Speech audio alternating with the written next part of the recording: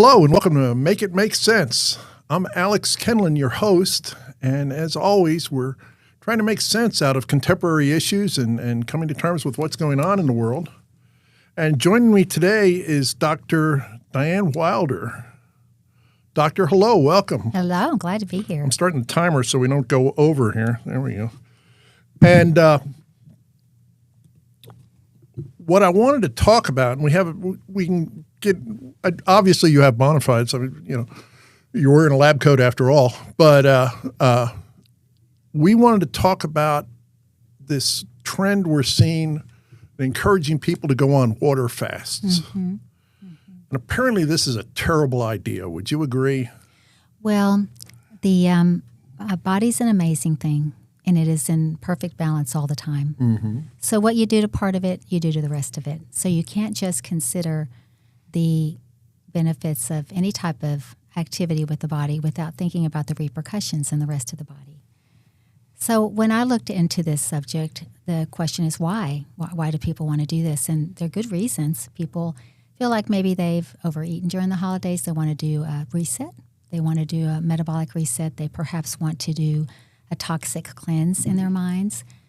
They want to lose some weight and basically just start over again. That's one reason.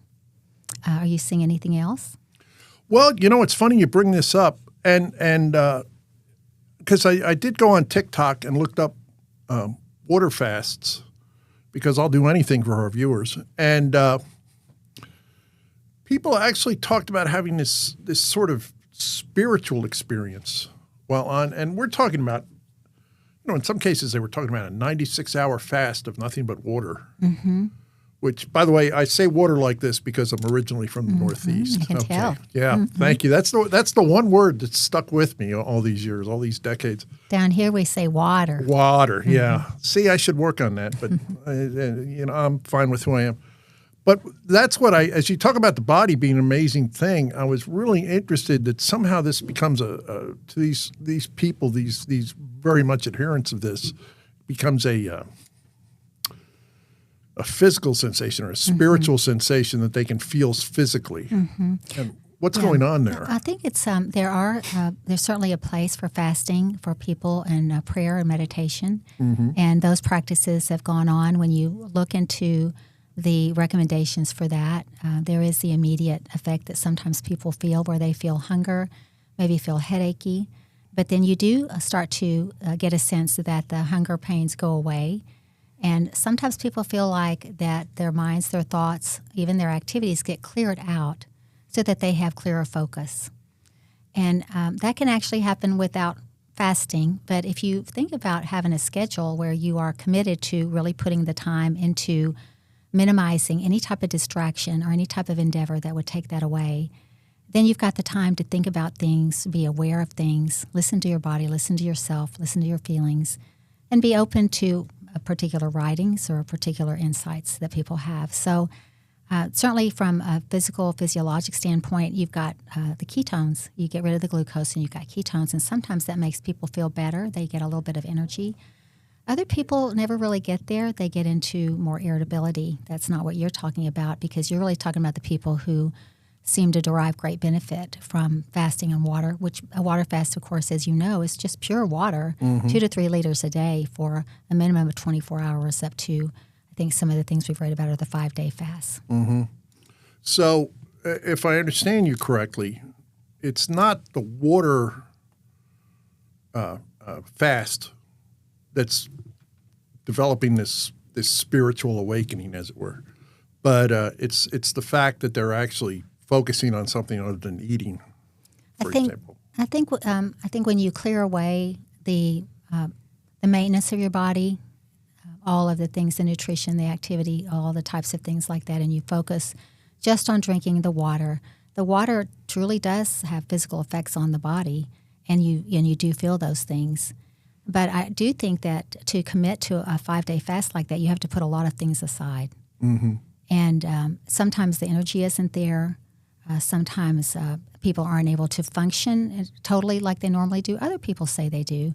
But as far as the situations where people seem to have spiritual revelations or feeling better or insights or revelations like that. Certainly those can come. You are taking away hunger drive after a period of time, and so it can clarify some thoughts and some motives and even direction of your energy. But so with that said, if I come into your office and I say, well, doctor, I'm going to go on a 48-hour water fast. I've some friends of mine have told me it's just wonderful, and I want to experience something wonderful. Granted, my health isn't perfect, but perhaps this will help realign it. I understand this has these wonderful benefits like that. Mm-hmm. What would you say to me? Well, I think the first thing is we look at you and your particular physical health, because some people going into fasting, it's a recipe for not a good thing. People who have diabetes, people who have other types of physical ailments and difficulties, then a water fast is not a good idea. But let's just say you're healthy and you could participate in that. Then I would say let's talk about what the cost is, because even if maybe you get a sense of well-being and what about the rest of the body? And one of the things that happens is you deprive yourself of electrolytes. So sometimes people have electrolyte imbalances that can result in dizziness or other types of symptoms. The other thing is that you start to have muscle loss. And the muscle loss that you have takes about 1 to 2 weeks to reclaim. And the muscle loss is a big thing. More and more, there's so much focus on nutrition, as you know, and activity. But the muscle loss, the strengthening of the muscle, is one of the main things we can do for health and longevity. So that's a big hit. The other one is, you have a gut microbiome, and it's really in the large intestine. It's just a collection of a bunch of cells. And one of the functions of the gut microbiome is immune function, and keeping you healthy. And it really is impacted by whatever you take in. That's why whatever foods you eat matter as far as your immune system and being ready for wellness, but also to fight any types of cancers or illnesses. So when you starve that gut microbiome, you change the gut microbiome, so you're changing your immune function. And that's what I'm meaning. You may have some benefit over here, and not everyone does. Not everyone has the high that can come. Mm-hmm. Sometimes that's even short-lived. But you do have the ramifications of the body. And even if you have, I think we had mentioned, or we're talking about autophagy, which is your body's really clean out system. So the cells, as the cells die, there's debris left, and your body has a cleanup system. It's called autophagy, and it gets rid of debris and dying cells. And when this whole water fast idea came up, the first time I really saw it by some people who were influencers was maybe back in 2019 or so, and I started listening to them. It was compelling just because in that particular sense, it was this sense of let's clean out the debris so that now if there are cancer cells in there, we're clearing those out, and that reduces my risk for cancer. That was one of the potential reasons to do a 5-day water fast. You're an oncologist, so when somebody says, I'm going to flush out the cancer cells, what does your logical brain say? What do you say to yourself when you hear that? We need to go into business. We can do that.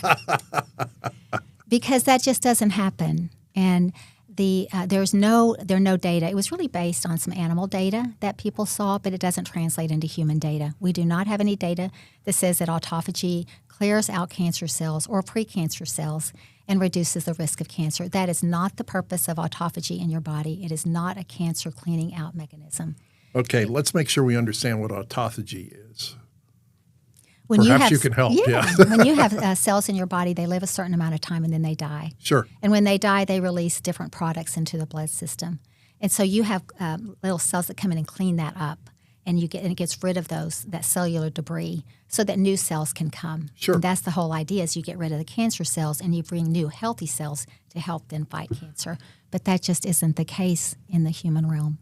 And I wanted to get back to you. I wanted to get back on the muscle thing in a minute, but let's talk about that because first, that autophagy, the word for today, is because I understood cancer was a mutation of cells, some cells that just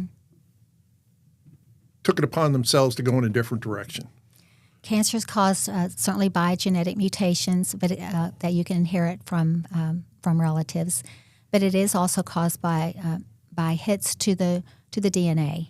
Perhaps I was born with fragile DNA that got hit by some environmental insults, and then that then resulted in the development of cancer over a period of time. All sorts of things having to do with the environment.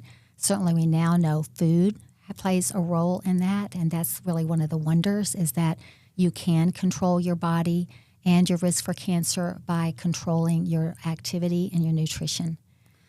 So somebody eats a lot of, and so we don't put anybody on the spot, eats a lot of fast food, eats a lot of fried food, eats a lot of processed food, and they present in your office. Mm-hmm. Is that one of the, you say, and they're healthy. Mm-hmm. Yeah, perhaps they run, perhaps they exercise to a significant degree. But are you saying that in time that'll all catch up with them? It will. And there are many thin people who are really their perfect sizes and weights and heights, and yet they have too much fat in their bodies compared to lean muscle. The lean muscle to fat ratio is very important. So we really want to build skeletal muscle and lean muscle and minimize fat.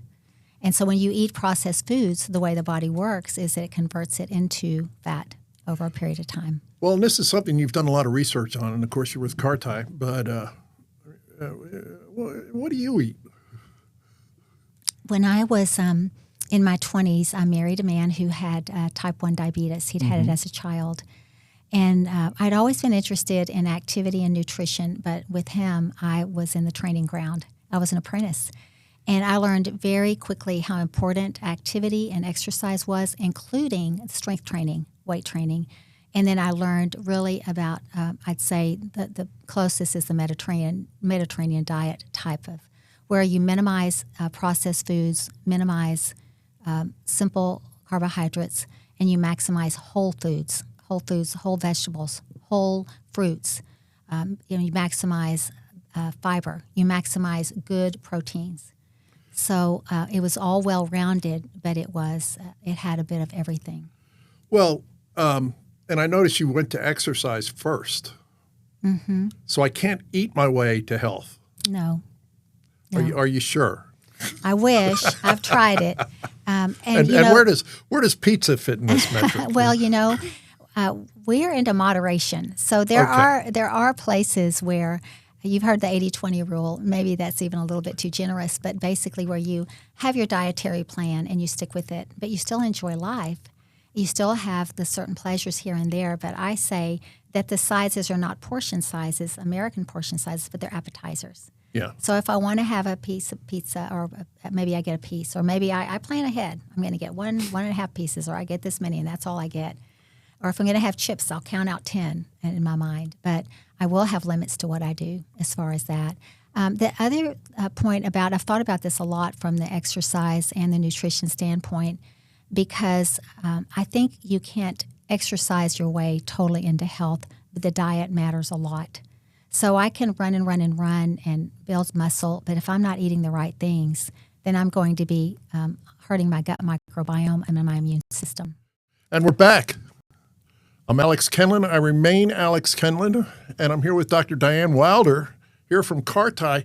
And Doctor, we've been having a great conversation about staying healthy and avoiding cancer. Of course, you're an oncologist. Did I say that right? You did. Okay. And, I kind of do this for a living. But why don't you tell me a little bit about your background and where you're coming from with all this? Mm-hmm. Well, I went to medical school late. I went in my late 30s. I helped raise a family. And when I graduated from medical school, I did my internship, residency, and fellowship at Baylor in Dallas. It was a wonderful institution. And then my first job was here. And I worked for Little Rock Hematology Oncology with a group of doctors who'd been here for a long time. They were seasoned Arkansans, and they were very committed to patient care. And so I learned a lot about having the benefits of wonderful diagnostics and therapeutics, but the importance of patient care and relationships. And so that fit in line with what I wanted to do. And early on, I met a woman, Julie Glover, and she worked with me as a nurse at the time, and she helped build my practice. So over time, she went to school and got a direct doctor in nursing practice degree. So we share our practice.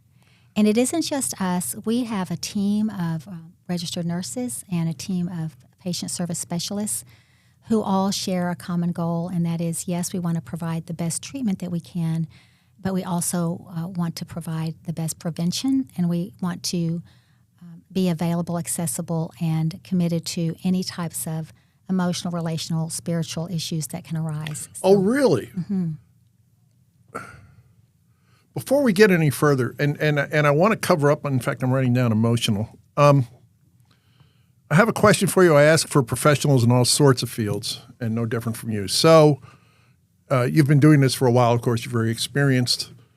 And a medical student walks up to you and says, oh, doctor, I think what you're doing is wonderful. That's the track I want to take. I want to get into that. And is there some word of caution you would give them? Into medicine? Yeah. Well, let's say oncology. Mm-hmm. Let's say they want to be, they just think that for whatever reason, that's something they really want to engage with. I would encourage them, because you think about oncology, you get the internal medicine, so you get all the spectrum of the diseases all across the board, so you're staying current on internal medicine. You get the incredible advances. I mean, I cannot even tell you the wonders of the medicines that we have available to treat diseases and maladies that we did not have before. And they now use your own immune system. I mean, it's amazing what the wonder. So we're on the cutting edge of all of the research and medicines and treatments are. We also are privy to the diagnostics and the therapeutics that we have. Those are all advanced, so you get to be part of that. But ever since I saw an oncology program work, I was intrigued by the fact that there was always a mention of nutrition and activity as part of the treatment plan. And it was all melded in there, so that we talked about, this is your diagnosis, this is your treatment plan, but then there was discussion with a nutritionist. At that point, we didn't know the role that activity played, so there was some mention of that. But as you know, you can imagine when you have a cancer diagnosis, everything comes to the table. Sure. So if there's any fragility in the person or in the system, it comes up, be it financial, social, people who have relationships that are fragile, those come to the table.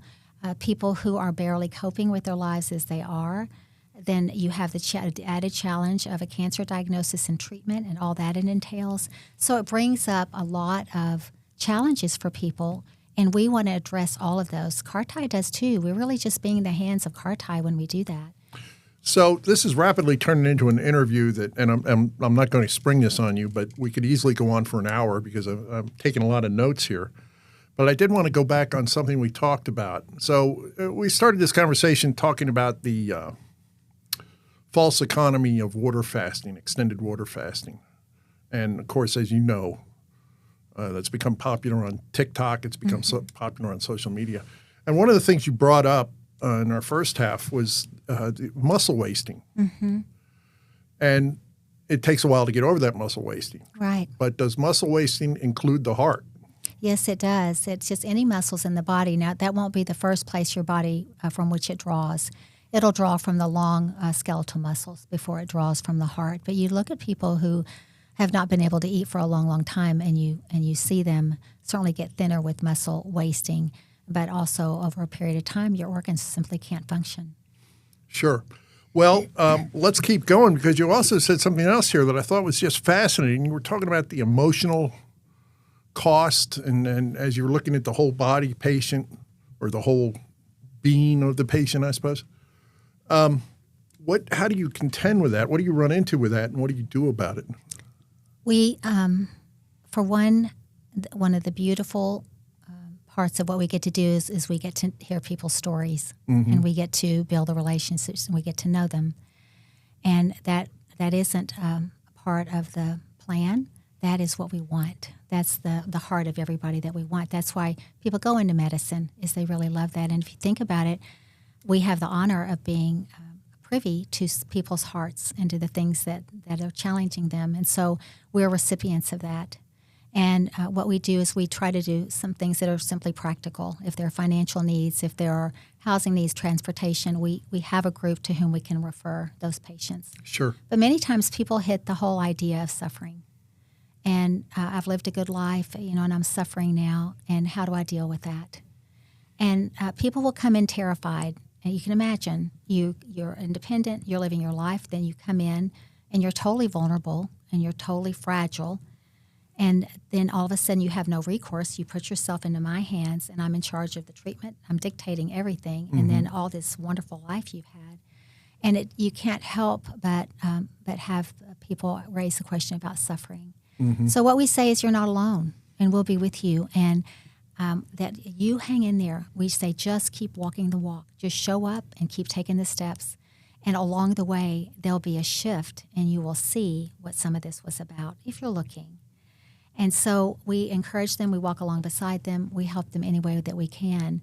But it's not uncommon for people to get on this side, and they look back, and they see some type of old word, bondage. Maybe they had some type of emotional bondage or something, or some belief, and it gets freed. Because suffering has, if you hang in there and if you look for it, suffering has its place. Not that we want it or ask for it, but it does teach you things. It opens your eyes to see, and it does have value. It's never wasted if you're looking for its value.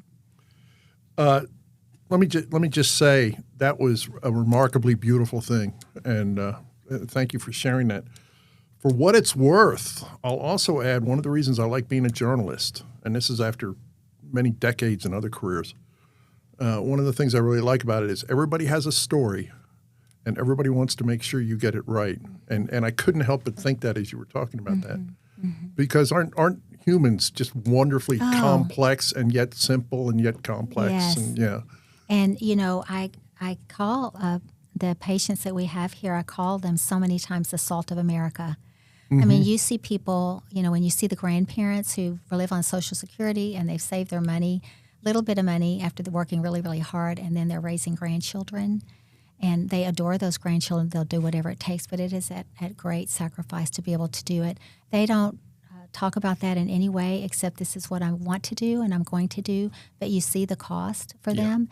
And it's inspiring and encouraging, and every story is like that. It's really a wonder that we get to receive those treasures. You're just making me happy hearing this, so thank you very much. Which I suppose is a nice opportunity to segue, because you did talk about life challenges a little more. And I'm not going to name names, but we've heard various stories over the years. So somebody's family was very happy and everybody was doing great.